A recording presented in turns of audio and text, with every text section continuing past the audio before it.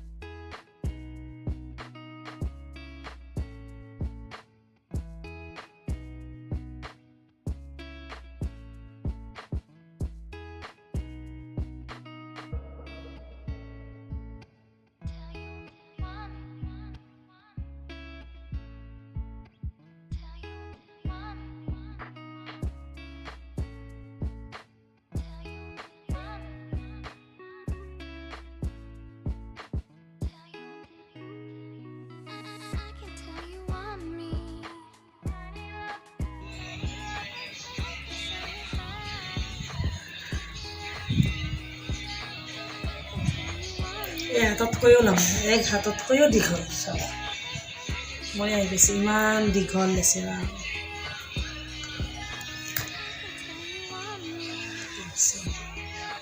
এক হাততকৈও দীঘল।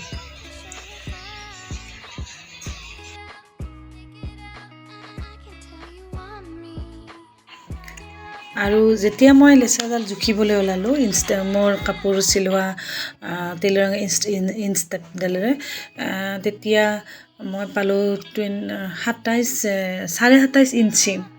মানে ভাবকচোন কিমান দীঘল। আৰু যদি মই চেণ্টিমিটাৰে জুখি চালোঁ, তেতিয়া পালোঁ মই 72 চেণ্টিমিটাৰ। সঁচাকৈ ইমান দীঘল লেচেৰা জানো দেখিছে আপোনালোকে কেতিয়াবা? মইতো কেতিয়াও দেখা নাছিলোঁ। আৰু ইমান দীঘল লেচেৰা যেতিয়া নিজৰ খেতিতে হৈ যায়, নিজে ৰোৱা শস্যত, তো কিমান মজা লাগে, নহয়নে?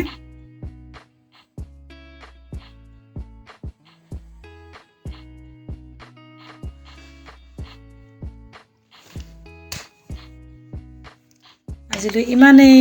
Bye bye.